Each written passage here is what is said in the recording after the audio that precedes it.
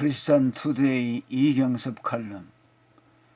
오늘은 2021년 2월 19일 창조주이며 구속주이신 그리스도에 대해서 말씀드리겠습니다. 예수님이 그의 제자들을 향해 하나님과 자신을 믿을 것을 요구하셨습니다. 유대교, 자유주의, 종교다원주의 신앙에선 찾아볼 수 없는 기독교만의 독특한 소위 삼위일체 신앙관입니다.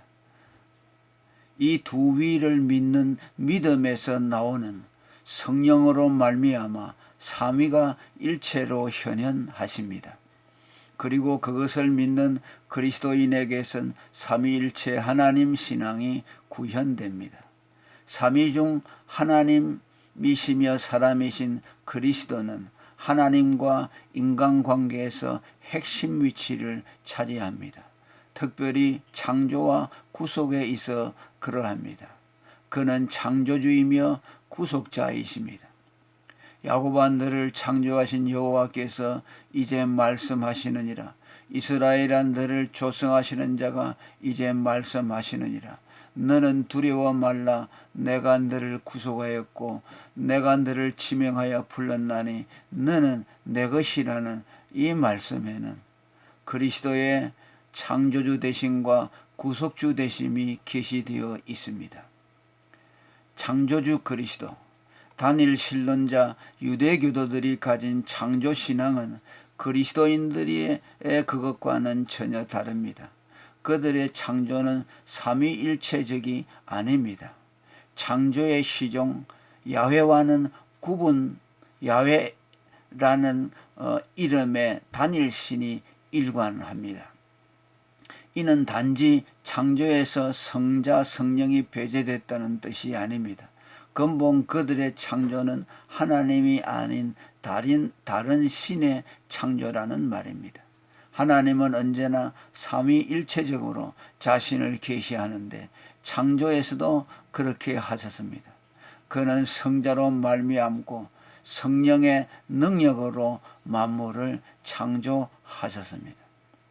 타락 후 인간과 만물의 회복에 있어서도 유대교도들은 할 말이 없습니다. 그들에게는 아예 성경이 말하는 만물의 회복 개념이 없습니다. 유사 개념인 정치적이고 세속적인 지상 천국 개념만 있을 뿐입니다. 인간의 재창조나 썩어질 것의 종살이에서 벗어나 하나님 아들들이 누리는 영광스러운 자유를 누리게 하는 만물의 회복 개념 같은 것은 없습니다. 태초의 창조에 성자 성령의 개입이 그들에게 불필요했던 그들의 재창조인 지상천국을 위해서도 그리스도의 구속 같은 것은 불필요했습니다. 반면 삼위일체론자들에게는 창조에서와 같이 재창조 곧 만물의 회복에서도 반드시 그리스도가 필요합니다. 예수님이 십자가에서 다 이루었다고 하신 것은 창세 때의 창조 완성의 선포를 재현한 곧 회복의 완성을 선포한 것이었습니다. 또한 삼위일체론자들은 인간의 타락으로 자연 만물의 중요 기능인 하나님과 그의 계시가 손상된 후 그리스도가 그 역할을 꿰찼다고 보지만 그리스도가 없는 단일 신론자들에게는 계시의 대안이 없습니다. 그들은 기껏 자연으로부터 하나님을 모른다고 핑계하지 못할 정도의 희미하고 추상적인 하나님 계시만 취할 뿐 제대로 된 하나님의 계시인 삼위일체 계시를 가질 수가 없었습니다. 그리스도를 창조주와 구속주로 믿는 정통 기독교 내에선 둘의 관계 설정에 있어 큰 틀에서는 일치합니다. 창조와 구속에 독립적인 지위를 부여하고 창조 안에서 구속을, 구속 안에서 창조를 조망합니다. 그러나 다 자세히 들여다보면 신학적인 입장에 따라 견해차가 존재합니다. 구속을 비롯해 모든 신학의 기반을 창조라는 대전제에 두는 전제주의에 코넬리오스 반틸 같은 신학자가 있는 반면 창조를 구속에 종속시키는 칼바르트와 같은 신학자도 있습니다. 전자는 타락 전의 완전한 창조 세계에 주목한 결과라면 후자는 타락 후에 무능한 창조 세계를 주목한 결과입니다. 곧 타락한 창조 세계에서 어떤 계시나 교훈을 받을 것이 없다고 생각했기 때문입니다. 구속주 그리스도. 그리스도가 창조주이시면서 구속주가 되는 것은 자연스럽습니다. 이는 하나님이 창조하신 인간과 만물이 타락함으로 그것들을 구속할 필요가 생겨났기 때문입니다. 이 점에서도 유대교 단일 신론자들은 다릅니다. 이미 언급했듯 그들의 하나님은 창조주도 못될 뿐더러 구속주도 아닙니다. 물론 그들도 죄의 구속을 입에 올리나 그것은 단지 짐승 피의 구속일 뿐입니다. 하나님께 짐승의 피를 드리는 것으로는 죄의 구속을 받을 수 없습니다. 하나님이 이스라엘 백성들을 향해 너희의 무수한 재물이 내게 무엇이뇨? 무엇이 유익하뇨? 나는 수양의 번제와 살찐 짐승의 기름에 배불렀고 나는 수송아지나 어린 양이나 수염수의 피를 기뻐하지 아니하노라고 하신 것은 그들이 그리스도 신앙 없이 다만 짐승의 피에 그들의 구속을 의존시킨 때문입니다.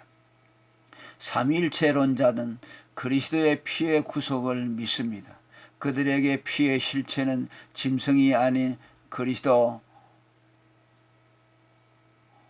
이고 우리가 그의 안에서 그의 은혜의 풍성함을 따라 그의 피로 말미암아 구속고 제사함을 받았습니다. 우리가 예수를 그리스도로 믿는다는 말은 예수를 구속주로 믿는다 혹은 예수를 삼위일체 하나님으로 믿는 자는 뜻입니다. 풀어서 말하면 예수를 사람 되어 우리 죄를 위해 죽으신 삼위일체 하나님으로 믿는다는 뜻입니다. 구태여 삼위일체 하나님을 믿는다고 안 해도 그 고백 속엔 삼위일체 신관이 함유되어 있습니다.